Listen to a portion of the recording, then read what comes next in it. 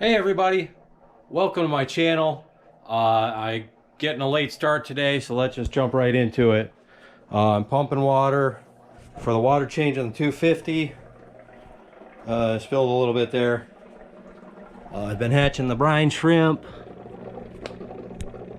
That hatch went pretty phenomenally well.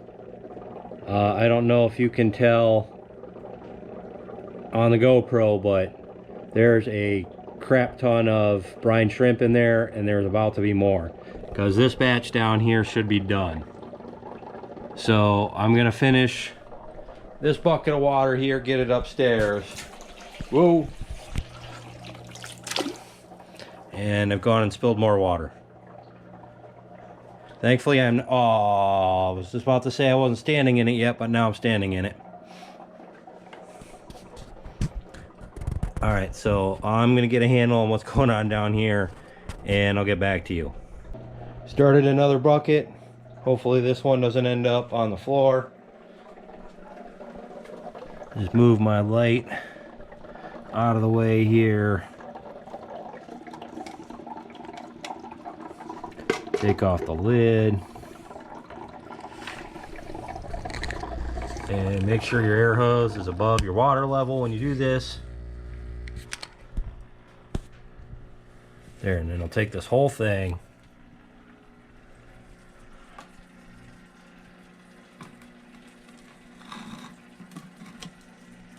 set it right on top, then just feed my hose in there,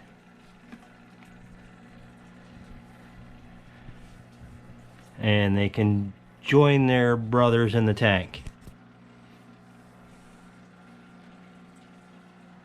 And then we'll keep an eye on this while that's draining out. So those are pretty much all drained in to join their buddies in the tank here. We'll let the eggs settle out of it. After I harvest some of these guys tomorrow, we'll go ahead and try and vacuum out the bottom of this. But I don't think I'll need to make another batch for at least a couple of days. So let me clean this up and we'll move on to the water change. And as per usual, I'm going to have to stab the reset button on the apex so I can communicate with it.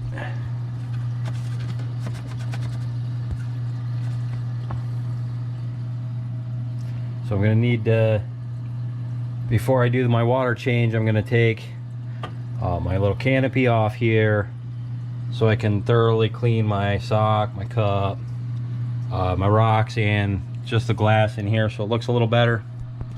Let's go to the computer and see if I'm able to log into Apex Local.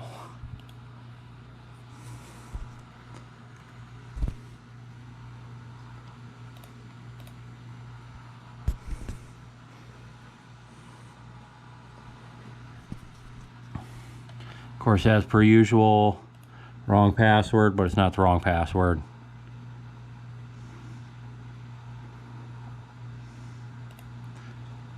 Make sure it's correct. I am. And we're in. Finally.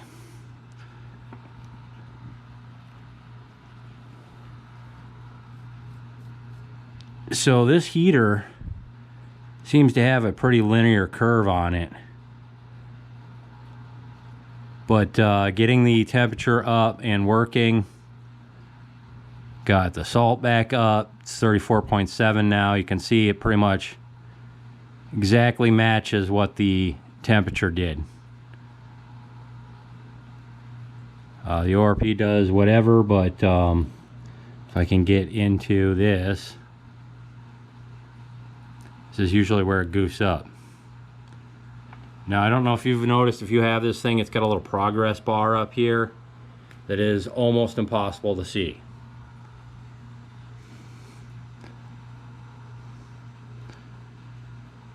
But it's going to time out and it's going to lock me out of the whole thing. I shouldn't even tried to open it. And we're back to this again. So we'll go back over here and we'll stab the apex again.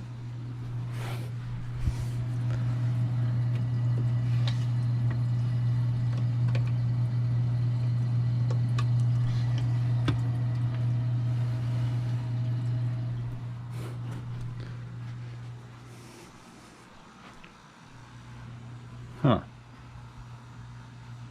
And that immediately had an effect over here.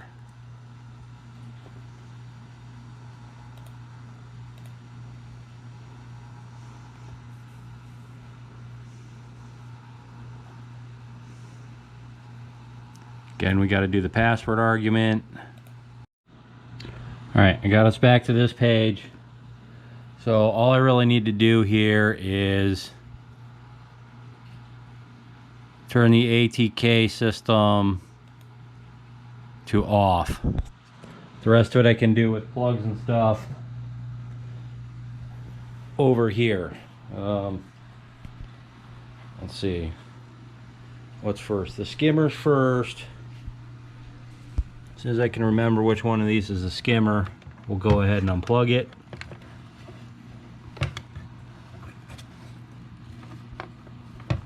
It's got to be this one. Yep, that was a skimmer. So the skimmer's off.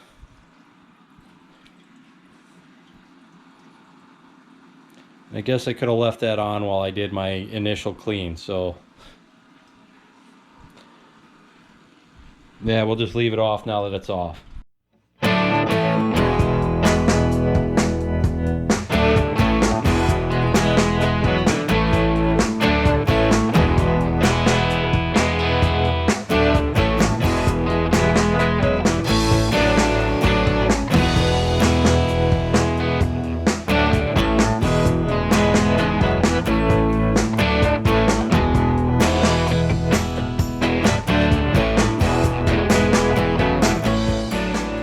Alright, now's the time when the real work begins. Or we gotta start turning stuff off. So wave pumps, wave pump.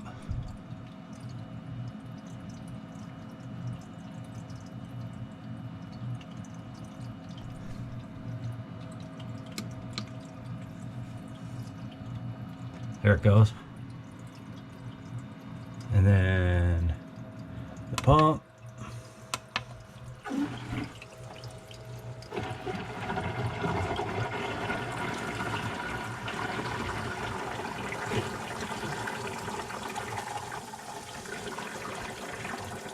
And everything stops.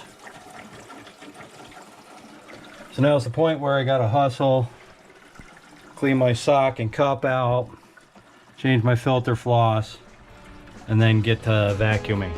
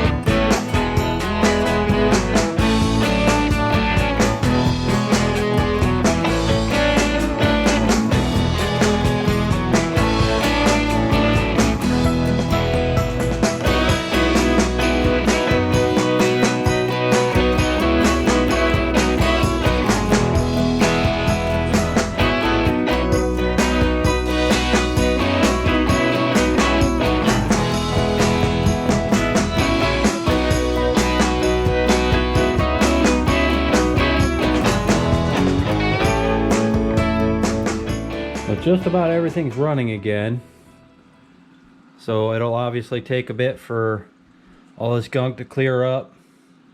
Ooh. And it must have taken me an hour to do that, because that's how long I had the lights set to be on for. The engineer gobies are probably going to be a little upset. I knocked down some of that wall they built there, to try and even out this low spot, but it looks like it's the wave pumps that cut that low spot because they're trying to cut it again. Everything stopped making noise, so I think we can call that a successful water change. Sump level's a little high. I don't know how I manage to do that every time, but I do. We can go back in here, turn the ATK back to auto.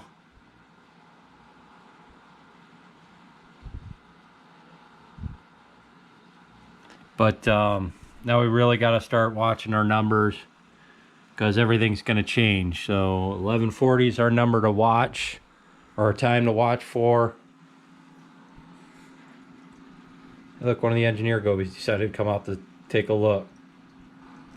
But anyway, that's got to clear up. I haven't turned on the skimmer yet, so maybe we'll go ahead and turn on the skimmer and just see what happens. Hopefully it don't overflow immediately.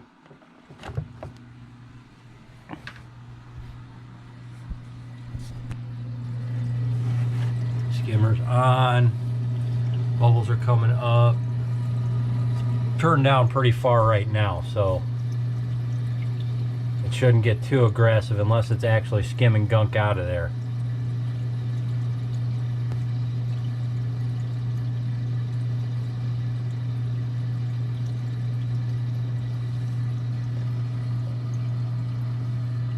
Give it another downturn.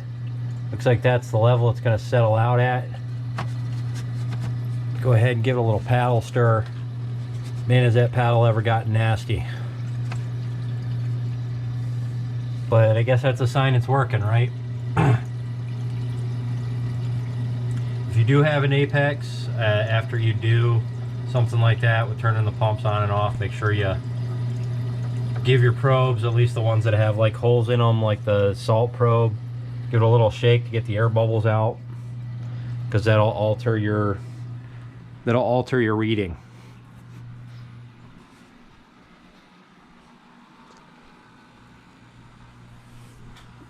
Yeah, so everything's running now, and we'll just watch the numbers, and hopefully I don't have to reset the apex a dozen times to do that. The new heater.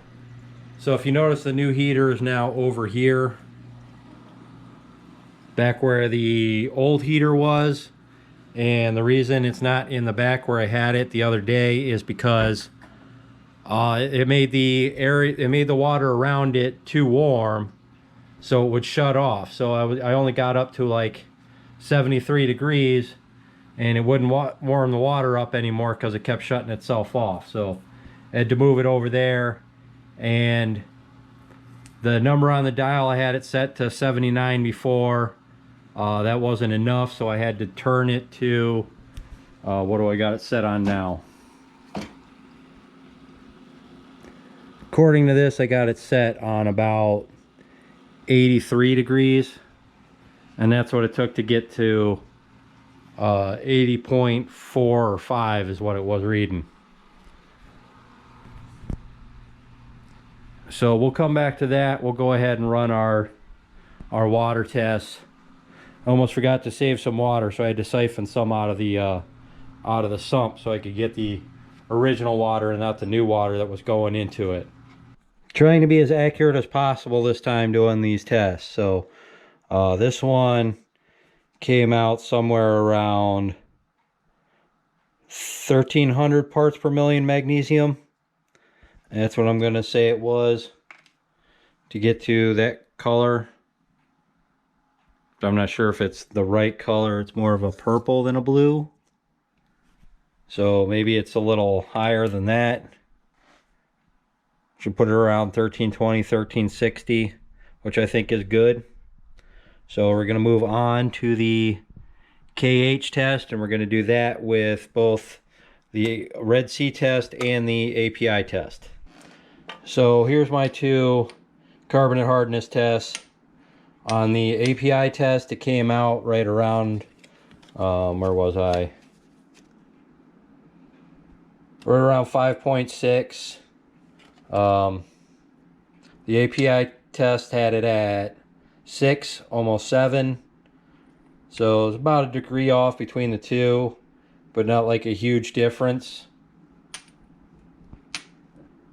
The real problem was they want you to, you put your drops in and the color starts at blue, and they want you to turn it green before it turns to yellow. But that green step, I don't really see a green step in there. I put one drop in there and it went from blue to yellow with mixing in between each drop like I'm supposed to. So not real happy how that test works, at least their description of it. But like I said, it seems to pretty much match what the API test said. So it's not complete. The API test is not complete garbage in that respect. So we got another discrepancy on the calcium test.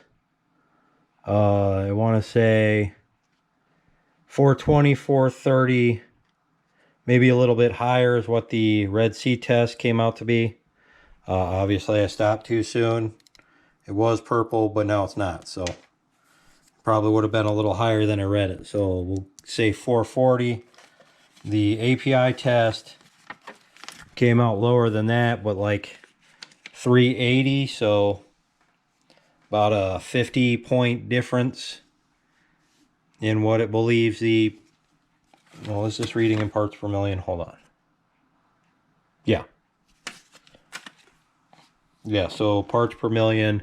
The Red Sea says it's higher than API does, but again, they're pretty close, so no issues there. So before we end the day, I'll just go ahead and hit every saltwater tank with the phytoplankton. Get the lid off of it here, just in case there are pods in, I don't know, one of these tanks.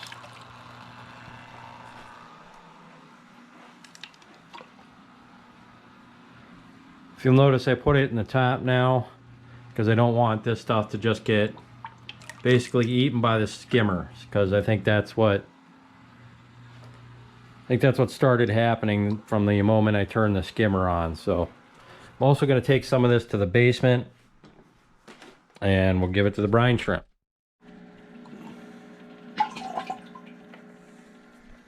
Just a little bit for the brine shrimp. Give them a little taste. There are certainly billions of them in here now. So hopefully they'll grow up big and strong and become better food. It's kind of half why I left this tank going, despite the fact nothing was living in here and it's just growing algae and stuff, that maybe the brine shrimp will kind of thrive in that environment. So that was the idea. So far they're looking good. They've been alive for 24 hours, which is an improvement over last time we tried this. So basically that's going to be it for today. I hope you enjoyed what you saw, and I'll see you next time.